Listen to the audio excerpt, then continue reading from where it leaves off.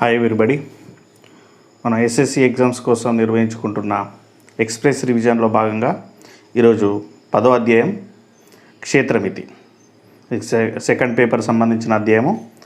దీనిలో మనకి ఏదైనా ఇవ్వచ్చు.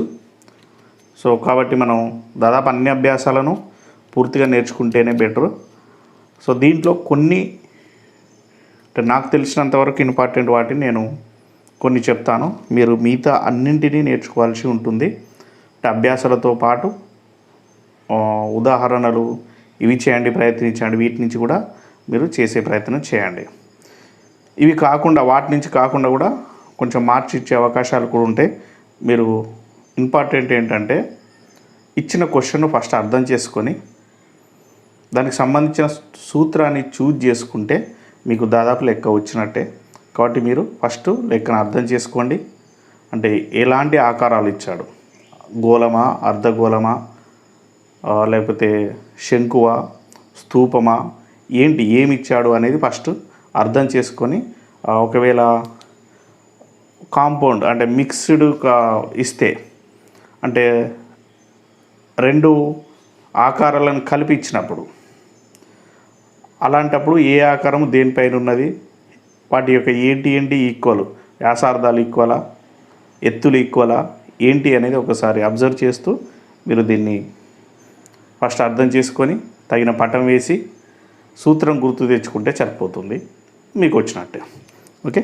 సో ఫస్ట్ సూత్రాలు అయితే మీరు కంపల్సరీ నేర్చుకోవాల్సి ఉంటుంది. సపోజ్ ఒక మందు బిళ్ళ రెండు చివర్ల అర్ధగోళాకారంలోనున్న స్తూపం వలె ఉన్నది. మందు బిళ్ళ యొక్క పొడవు 14 మిల్లీమీటర్లు మరియు మందం 5 మిల్లీమీటర్లు అయితే దాని ఉపరితల వైశాల్యం ఎంత అని అన్నాడు. సో ఒకసారి దీనికి సంబంధించిన పటం వేసుకుందాం. మందు బిళ్ళ అన్నాడు, స్తూపాకారంలో ఉంది, దాని చివర అర్ధగోళాకారంలో ఉంది అన్నాడు. చివర్లు అర్ధగోళాకారంలో ఈ విధంగా ఉన్నాయి. ఓకే, ఇక్కడి వరకు స్తూపం. ఇది ఈ రెండు భాగాలు కలిసిన భాగం. ఇది రెండు కూడా చివర్లు వృత్తాకారంలోనే ఉంటాయి, మనకు తెలుసు. అది స్తూపము వృత్తాకారంలోనే ఉంటుంది. దీని చివర దీనిపైన అర్ధగోళం ఉంది, దీనిపైన అర్ధగోళాకారం రెండు వైపులా కూడా ఉంది. ఈ విధంగా వృత్తాకారంలో ఉండి ఈ రెండు చివర్లు కూడా ఒకదానికొకటి కోయిన్సైడ్ అయ్యేటట్టుగా అర్ధ వృత్తాకారంలో ఉన్నది అని అర్థం. ఓకే, అంటే వీటి యొక్క వ్యాసార్థాలు సమానం. ఓకే, సో దీని యొక్క మందు బిళ్ళ యొక్క పొడవు ఇచ్చిండు 14 మిల్లీమీటర్లు. ఇక్కడి నుంచి ఇక్కడి వరకు ఎంత? 14 మిల్లీమీటర్లు. ఓకే, మరియు దీని మందము, దీని యొక్క మందం ఎంత అన్నాడు? దీని మందము 5 mm. అంటే దాని అర్థం ఏంటిది? ఈ రెండిటి యొక్క మందము సేమ్. అంటే ఈ స్తూపం యొక్క వ్యాసము ఈ అర్ధగోళాల యొక్క వ్యాసానికి సమానము అని అర్థం. ఓకే, సో అంటే వ్యాసం ఈక్వల్ టు 5 మిల్లీమీటర్లు అన్నట్టు. సారీ, సెంటీమీటర్లు కాదు, మిల్లీమీటర్లు, ఎంఎం. అయితే ఈ మందు బిళ్ళ యొక్క ప్రక్కతల వైశాల్యాన్ని ఉపరితల వైశాల్యాన్ని కనుక్కోండి అన్నాడు. సో ఫస్ట్ ఇచ్చినవి రాద్దాము. మందు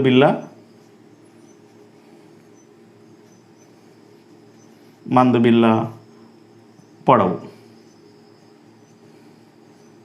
ఎంత? మొత్తం పొడవు 14 మిల్లీమీటర్లు. వ్యాసం, మందు బిళ్ళ వ్యాసం ఎంత? 5 మిల్లీమీటర్లు. 5 మిల్లీమీటర్లు. ఇక్కడ మనకి ఉపరితల వైశాల్యం కావాలి అంటే ఈ వక్రతల వైశాల్యం, ఈ వక్రతల వైశాల్యం, ఈ స్తూపాకార భాగం యొక్క వక్రతల వైశాల్యం కనుక్కొని మూడింటిని కూడితే సరిపోతుంది. సో ఫస్ట్ నేను ఈ స్తూపాకారం యొక్క వక్రతల వైశాల్యం కనుక్కుంటాను. ఇక్కడ స్తూపాకార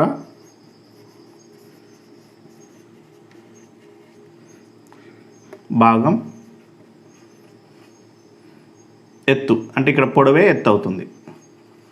ఎత్తు అంటే హెచ్ అనుకుంటాం జనరల్గా. ఇది 14 మైనస్ మనకి స్తూపాకార భాగం ఇక్కడి వరకే, అంటే ఈ భాగం రాదు, అంటే ఈ వ్యాసార్థ భాగం రాదు, ఈ వ్యాసార్థ భాగం రాదు. ఇక్కడ దానికంటే ముందు మనకు వ్యాసార్థం, స్తూపాకార భాగం వ్యాసార్థం. వ్యాసార్థం ఎంత? వ్యాసం ఇచ్చిండు కదా, ఫస్ట్ వ్యాసం రాద్దాం. భాగం వ్యాసం d = 5 mm. ఇప్పుడు వ్యాసార్థం ఏమవుతుంది? d/2 అంటే 5/2 మిల్లీమీటర్లు అవుతుంది. ఇప్పుడు దీని యొక్క ఎత్తు ఏమవుతుంది? ఇక్కడ -r, ఇది -r, అంటే 2 × -r. వ్యాసార్థాలు 2 × r. r అంటే ఎంత? 5/2 అంటే 2 అవకాట్లు అంటే ఎంత? -5 అన్నట్టు. అదెంత అవుతుంది? 9 mm అవుతుంది. ఓకే, ఈ భాగం ఇక్కడే రాసుకుంటే ఇంకా బాగుంటుంది. ఓకే, ఇది స్తూపాకార భాగం వక్రతల వైశాల్యం, వట్రతల వైశాల్యం ఈక్వల్ టు సూత్రం 2πRh. 2π 22/7 into r 5/2 into h 9. దీన్ని రెండు అవకాట్లు సూక్ష్మీకరించుకుంటే, ఈ భాగాన్ని సూక్ష్మీకరించుకుంటే 22 × 5 × 9/7. దీన్ని మీరు సూక్ష్మీకరించండి. తర్వాత ఈ వక్రతల వైశాల్యాలు కావాలి. ఏంటి అవి? అర్ధవృత్తాలు. ఈ రెండు సేమ్, రెండింటి యొక్క వ్యాసార్థం, ఒక వ్యాసము 5 mm అంటే వ్యాసార్థము 5/2, ఇది రెండు సేమ్ అనుకున్నాం కాబట్టి వీటి వ్యాసార్థాలు కూడా 5/2 అవుతుంది. దీని వ్యాసార్థం సేమ్, అంటే ఈ రెండింటి యొక్క వక్రతల వైశాల్యాలు ఒకటే వస్తాయి. కాబట్టి ఫస్ట్ ఒక దాన్ని కనుక్కొని డబల్ చేస్తే రెండింటి వస్తాయి. ఒక అర్ధవృత్త భాగం వ్యాసార్థం r = 5/2. ఒక అర్ధవృత్త భాగం వక్రతల వైశాల్యం ఎంత అవుతుంది? 2πr² అవుతుంది. ఓకే, సో అర్ధవృత్తం యొక్క వక్రతల వైశాల్యం సూత్రం 2πr². సో 2 × π అంటే 22/7 into r² 5/2 into 5/2. ఓకే, రెండు అవకాట్లు మిగిలేది 22 × 25/7. ఇప్పుడు మనకు ఒకటి వచ్చింది, దాన్ని డబల్ చేస్తే 2 వస్తాయి అనుకున్నాం. 2 అర్ధవృత్త భాగాల వక్రతల వైశాల్యం 2 × 22/7 × 25. సో దీన్ని సూక్ష్మీకరించుకుంటే మనకు 2 అర్ధవృత్త భాగాల వక్రతల వైశాల్యం వస్తుంది. తర్వాత మొత్తం మందుబిళ్ళ యొక్క వక్రతల వైశాల్యం అంటే చివరికి ఏం చేయాలి? మీరు ఈ రెండింటిని కూడితే సరిపోతుంది. ఓకే, ఇది సూక్ష్మీకరించి మీరు అది చేయండి. చేస్తే మీకు కావాల్సిన ఆన్సర్ వస్తుంది. నెక్స్ట్ దీంట్లోనే ఇంకా కొన్ని క్వశ్చన్లు. 64 ఘనపు సెంటీమీటర్లు ఉన్న 2 సమఘనములను కలపబడినవి అయినా ఏర్పడిన కొత్త ఘనం యొక్క ఉపరితల వైశాల్యం ఎంత అన్నాడు. 2 సమఘనములు, ఈ విధంగా 2 సమఘనములు ఉన్నాయి. సో వాటిని పక్కన పెట్టేశాడు. ఓకే, ఇటొక సమఘనం ఉంది, ఇటొక సమఘనం. ఆ రెండింటిని పక్కన పెట్టేస్తే ఇది 64 ఘనపు సెంటీమీటర్లు అంటే ఇది కూడా 64 ఘనపు సెంటీమీటర్లు. పక్కన పెట్టినప్పుడు ఏమవుతుంది? దీని యొక్క ఎత్తు సేమ్, వెడల్పు సేమ్, పొడవు ఏమవుతుంది? దీని యొక్క భుజము కలిపి దాని యొక్క పొడవు అయిపోతుంది.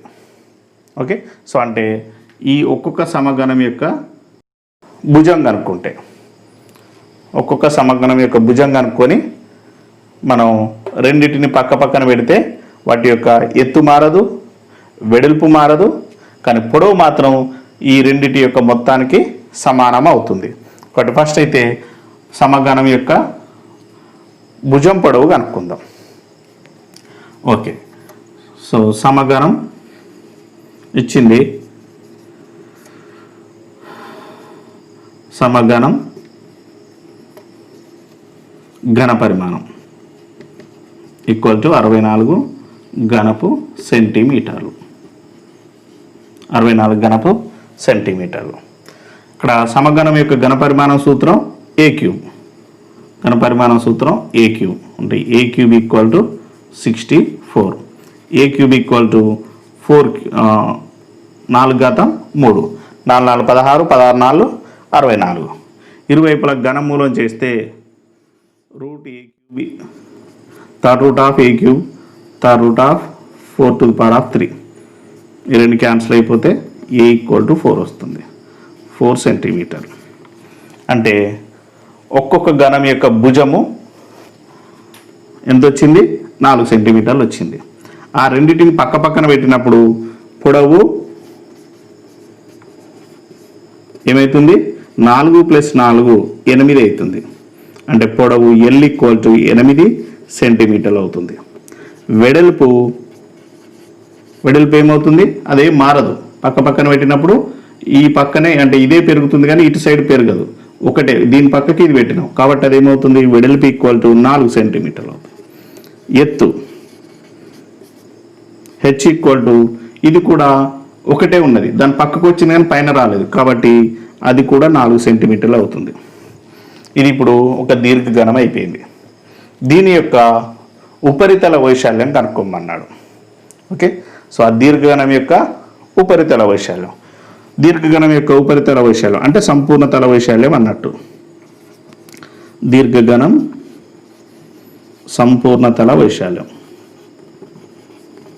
దీర్ఘఘనం సంపూర్ణ తల వైశాల్యం 2 × LB + BH + LH.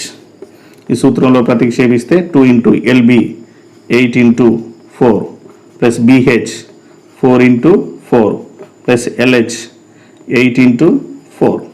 దీన్ని సూక్ష్మీకరించండి. 8 4 32, 4 4 16, 8 4 32. ఈ విధంగా చేసి మీరు సూక్ష్మీకరిస్తే మీకు కావలసిన కొత్త ఘనం అంటే అక్కడ దీర్ఘఘనం ఏర్పడుతుంది, దాని యొక్క ఉపరితల వైశాల్యం వస్తుంది. ఇది చాలాసార్లు అడిగినట్టు గుర్తు. సో కాబట్టి మీరు మరొకసారి ప్రయత్నం చేయండి, చేస్తే మీకు ఈజీగా వచ్చే అవకాశం ఉంటుంది. ఈ అధ్యాయంలో ఇచ్చే ఇంకొక ఇంపార్టెంట్ క్వశ్చన్ చూద్దాం. స్తూపాకార బీకరులో కొంత భాగం నీటితో నింపబడినది. బీకరు వ్యాసము 7 సెంటీమీటర్లు.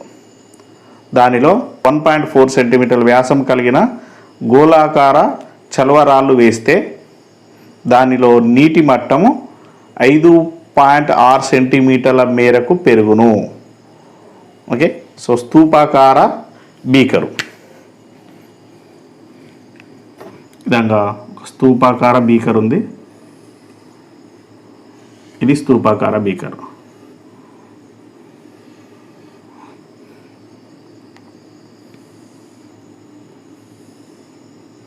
ఓకే, దీని యొక్క వ్యాసము 7 సెంటీమీటర్లు. ఇది 7 సెంటీమీటర్లు. దీంట్లో కొన్ని చలవరాళ్ళు వేస్తున్నాడు ఈ విధంగా. ఓకే, ఇట్లా కొన్ని రాళ్ళు వేస్తున్నాడు. అన్నీ సేమ్ ఒకేలాగా ఉంటాయి. సరే, మనం గీయడంలో కొంచెం అటు ఇటుగా ఉండొచ్చు కానీ అన్నీ కూడా ఒకే వ్యాసం కలిగిన కొన్ని చలవరాళ్ళు వేస్తాడు. అయితే ఇవి ఎన్ని వేస్తే నీటి మట్టము 5.6 సెంటీమీటర్ల వరకు పెరుగుతుంది అన్నాడు. ఎంతవరకు పెరగాలి? 5.6 సెంటీమీటర్లు పెరగాలి. ఇది పెరిగిన నీటి మట్టము 5.6 సెంటీమీటర్లు కావాలి. ఇక్కడ ఒక్కొక్క దీని చలవరాతి యొక్క వ్యాసం ఇచ్చాడు 1.4 సెంటీమీటర్లు. ఇది 1.4 సెంటీమీటర్. ఇది ఒక బీకరు. దీని యొక్క వ్యాసము 7 సెంటీమీటర్లు. దాంట్లో కొన్ని నీళ్లు నింపబడి ఉన్నాయి ఆల్రెడీ. దాంట్లో కొన్ని చలవరాళ్ళు వేద్దాం అనుకుంటున్నాడు. ఈ చలవరాళ్ళు ఎన్ని వేస్తే దాని మట్టం అంటే ఆల్రెడీ కొన్ని ఉన్నాయి, ఇంకెంత పెరగాలి? 5.6 సెంటీమీటర్లు పెరగాలి. అంటే ఎన్ని చలవరాళ్ళు వేయాలి అని అన్నాడు. అంటే ఉన్న నీటి మట్టం సపోజ్ ఇక్కడ వరకు కొంతవరకు ఉన్నదనుకోండి, ఇక్కడ వరకు నీళ్ళు ఉన్నాయి అనుకోండి.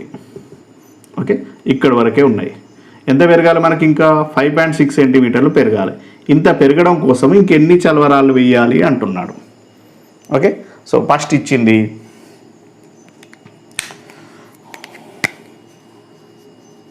ఏమేమి ఇచ్చాడో ఒకసారి చూద్దాం. సో బీకరు వ్యాసము D = 8 సెంటీమీటర్లు, వ్యాసార్థము D/2 అంటే 7/2 సెంటీమీటర్లు. ఓకే, సో నెక్స్ట్ పెరగవలసిన నీటి మట్టం.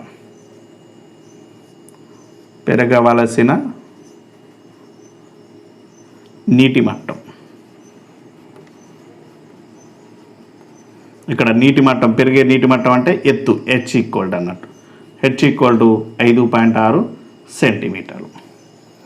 ఇప్పుడు ఈ పెరిగిన నీటి మట్టం యొక్క ఘనపరిమాణం స్తూపం కాబట్టి πr² H, π 22/7 r². లేదు అంటే మనకు కూడా ఇక్కడ పై వస్తుంది కాబట్టి పైన అలా ఉంచుకుంటే πr² 7/2 2 into H 5.6 π 7² 7 × 7/2 into 2 into 5.6. So 2 2 1 2 2 4 2 8 16 2 1 2 1 2 2 4 8. ఇదేమవుతుంది? 7 7 49 into 1.4 14 14 6 686 8.6 π. ఇది పెరిగిన నీటి మట్టం ఘనపరిమాణం. తర్వాత ఇవి ఎన్ని వేస్తే ఇది పెరిగింది అన్నాడు కాబట్టి ఒక్కొక్క చలవరాయి ఘనపరిమాణం కనుక్కుందాం.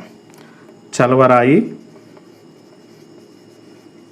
వ్యాసం ఎంత? D = 1.4 సెంటీమీటర్లు, వ్యాసార్థం R = D/2 అంటే 1.4/2 అది 0.7 సెంటీమీటర్. సో చలవరాయి ఒక్కొక్క చలవరాయి ఘనపరిమాణం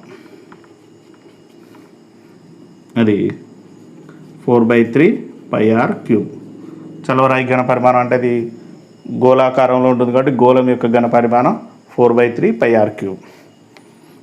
4/3 π అలానే ఉంచుకున్నాము, r³ 0.7 ఇంటూ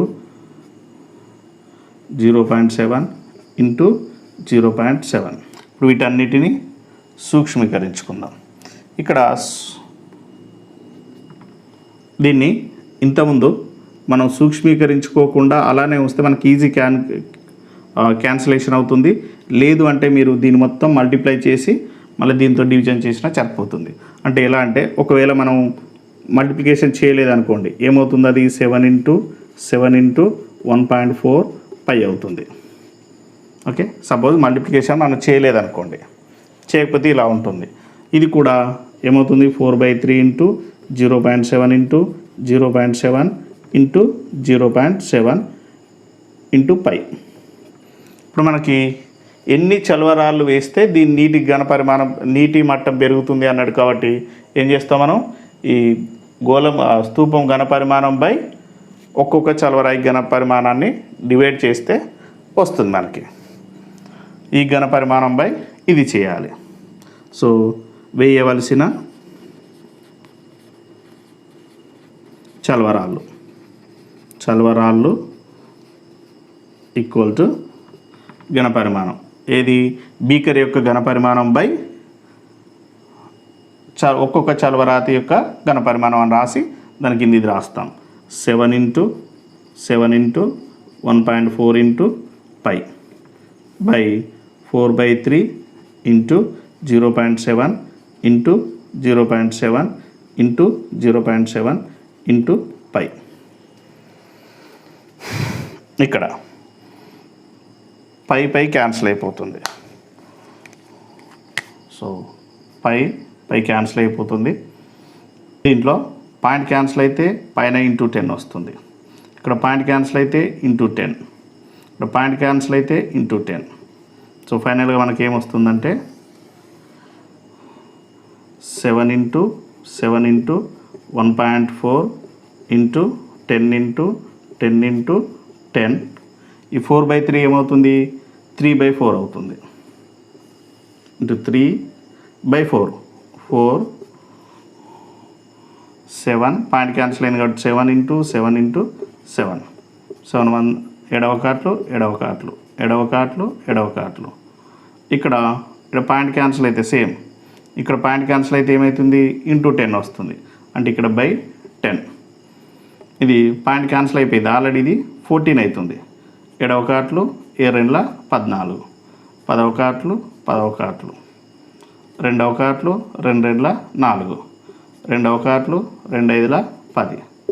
సో 5 బదులు 50, సో 50 ఇంటూ 3 150 చలవరాళ్ళు వేస్తే బీకర్ యొక్క ఘనపరిమాణం 5.6 సెంటీమీటర్లు పెరుగుతుంది అని చెప్తాం. ఈ విధంగా చేయాలి. ఫస్ట్ ఏం చేయాలి? మనం ఈ పెరిగిన నీటి మట్టం యొక్క ఘనపరిమాణం కనుక్కొని, ఆ తర్వాత ఒక్కొక్క చలవరాతి ఘనపరిమాణం కనుక్కొని ఇది బై ఇది చేస్తే మనకు ఎన్ని చలవరాలు వేస్తే ఘనపరిమాణం పెరుగుతుందో వస్తుంది.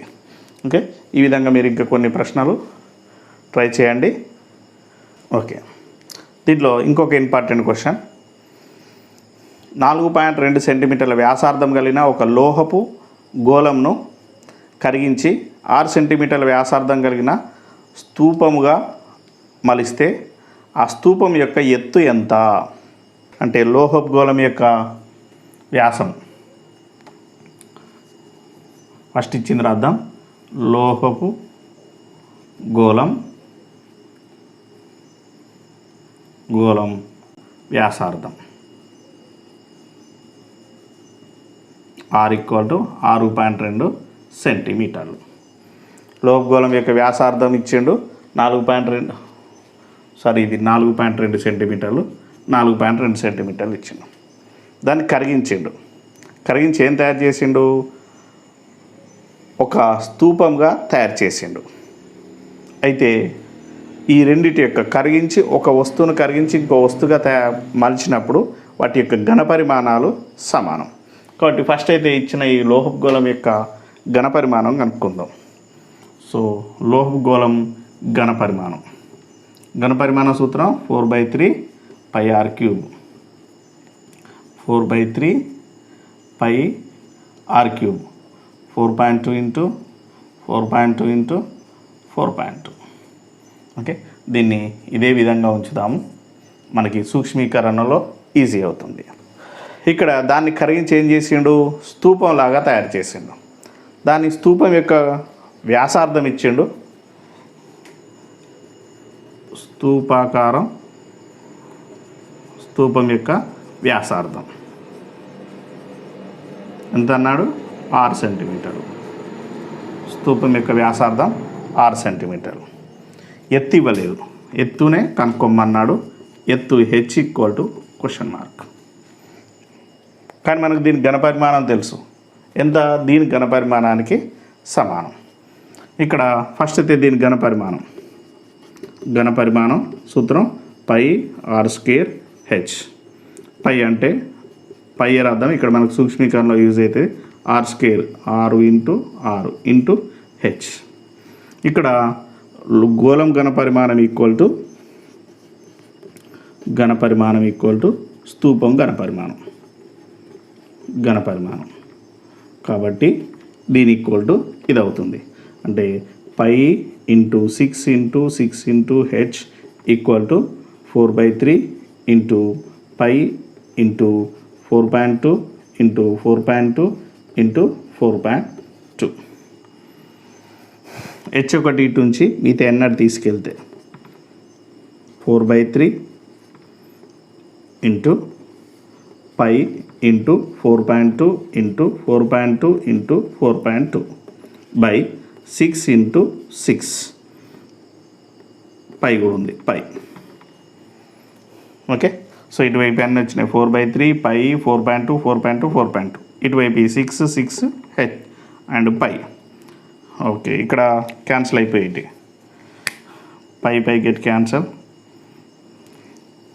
అదేవిధంగా మూడవ కార్డులు 3 3 నల్ల 12, 2 3 6, 2 4, రెండవ కార్డులు 2 3, మూడవ కార్డులు 3 నల్ల 12, మూడవ కార్డులు 3 నల్ల 12. H ఈక్వల్ టు ఈ మూడింటిని గుణకారం చేసి ఆన్సర్ రాయండి. 1.4 × 1.4. సో ఈ విధంగా మనం ఒక ఆకారం ఇచ్చి దాన్ని కరిగించి ఇంకో ఆకారంగా మారుస్తే దాని యొక్క ఎత్తు ఇచ్చి వ్యాసార్థం ఇచ్చి ఎత్తు, ఇట్లా ఏదో ఒకటి ఇవ్వకుండా దాన్ని కనుక్కోండి అంటాడు. సో ఈ విధంగా ఇచ్చినా కానీ ఈ పద్ధతులలో ఆ సూత్రాలలో ఇచ్చిన విలువను ప్రతిక్షేపించి ఇవ్వని విలువను కనుక్కుంటాం. ఇది పద్ధతి. ఈ విధంగా ఏ క్వశ్చన్ ఇచ్చినా కానీ చేసేటట్టుగా అన్ని సూత్రాలను అయితే ఫస్ట్గా నేర్చుకోండి. ఆ సూత్రాలు నేర్చుకుంటే మీరు ఏ లెక్కైనా చేయగలుగుతారు.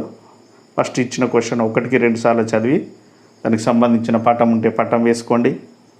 దాన్ని పూర్తిగా అర్థం చేసుకొని కావలసిన సూత్రంలో ప్రతిక్షేపించి చేయండి, ఈజీగా వస్తుంది.